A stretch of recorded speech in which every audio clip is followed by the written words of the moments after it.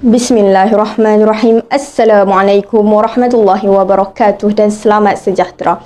Terima kasih kepada pengerusi majlis yang dihormati Tuan Pengetua MRSM Sultan Azlan Shah, guru-guru penolong kanan dan para hakim yang adil lagi bijaksana. Yang berbahagia Puan Juna binti Muhammad Khir selaku guru mata pelajaran Bahasa Melayu kelas 1 dan 5, guru-guru dan rakan-rakan seperjuangan sekalian.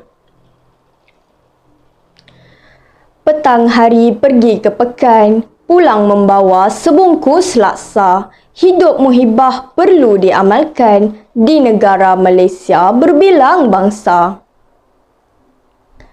Terlebih dahulu, saya ingin memanjatkan kesyukuran kerana telah diberikan peluang untuk membuat pengucapan awam di pentas yang penuh barakah ini. Pada hari ini, saya ingin menyampaikan sebuah syarahan yang bertajuk Amalan Murni Mengeratkan Perpaduan. Tuan-tuan dan puan-puan yang saya muliakan, apakah definisi perpaduan?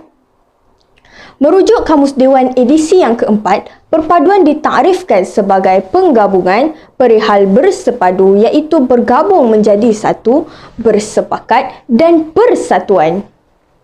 Saudara-saudari yang dikasihi sekalian, perpaduan kaum amat penting dalam kemajuan sesebuah negara. Malaysia, sebuah negara bermasyarakat majmuk yang kaya dengan budaya dan adat resam serta kaum dan bangsa yang pelbagai. Secara praktis, ia amat sukar menyatupadukan kaum yang berbeza agama, budaya, cara hidup.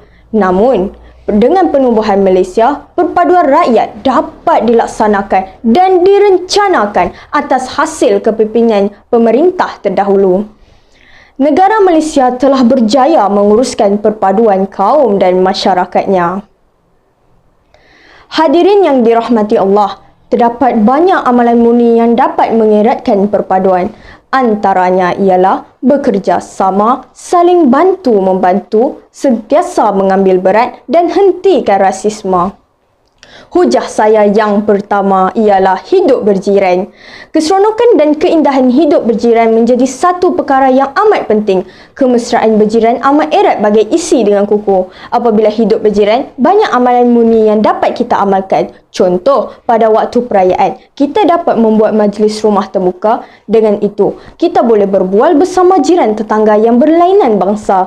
Kita dapat membantu jiran untuk persiapan majlis tersebut. Dan secara tidak sengaja, muncullah sebuah perpaduan. Selain itu, kita wajarlah menghormati perayaan setiap kaum.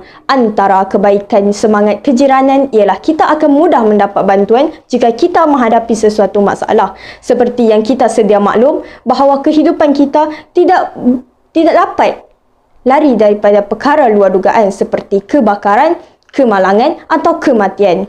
Jika kita sakit atau menghadapi sesuatu bencana, sudah tentunya jiranlah orang yang paling cepat dapat membantu kita. Hujah saya yang kedua, rakan sebaya. Kajian telah menunjukkan bahawa anak-anak yang dari bangku sekolah sudah bercampur gaul, apabila sudah dewasa, mudah untuk berinteraksi dengan kaum-kaum lain. Melalui sekolah kebangsaan, semua kaum baik Melayu, Cina dan India dibenarkan belajar dalam satu bumbung, dalam satu kelas dan duduk bersebelahan menyebabkan bibit-bibit kemesraan dilahirkan sejak kecil lagi. Langkah Kementerian Pelajaran memperkenalkan sekolah wawasan dengan meletakkan sekolah kebangsaan, sekolah jenis kebangsaan Cina dan sekolah jenis kebangsaan Tamil dalam satu kawasan amatlah dipuji. Tetapi, apa yang dikesali ialah niat murni ini dijadikan isu menyebabkan rancangan ini terbantut.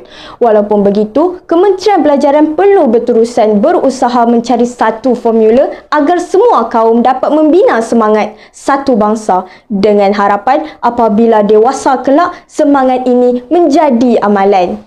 Hadirin yang dihormati, bahasa Melayu merupakan bahasa rasmi dan bahasa kebangsaan sejak kecil lagi. Paling lewat tahun 1, kita telah didedahkan dengan penggunaan bahasa Melayu yang betul. Agensi yang diberi tanggungjawab iaitu Dewan Bahasa dan Pustaka berterusan mengatur rancangan untuk memastikan semua rakyat Malaysia dapat menggunakan bahasa Melayu dengan betul.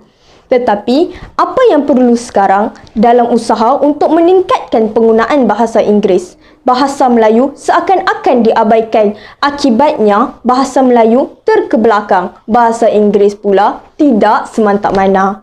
Bagi memastikan impian menjadi kenyataan, para pemimpin bermula dari menteri perlulah menggunakan bahasa Melayu dalam urusan rasmi agar usaha yang murni ini diikuti oleh rakyat jelata.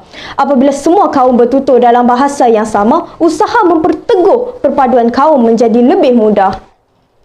Akhir kata daripada saya, bersatu teguh, bercerai roboh. Walaupun berlainan bangsa, tetapi tetap bersatu untuk negara. Sekian dahulu syarahan saya pada hari ini. Saya akhiri dengan wabillahi taufik wal hidayah. Wassalamualaikum warahmatullahi wabarakatuh. #stay safe. #kita boleh menang.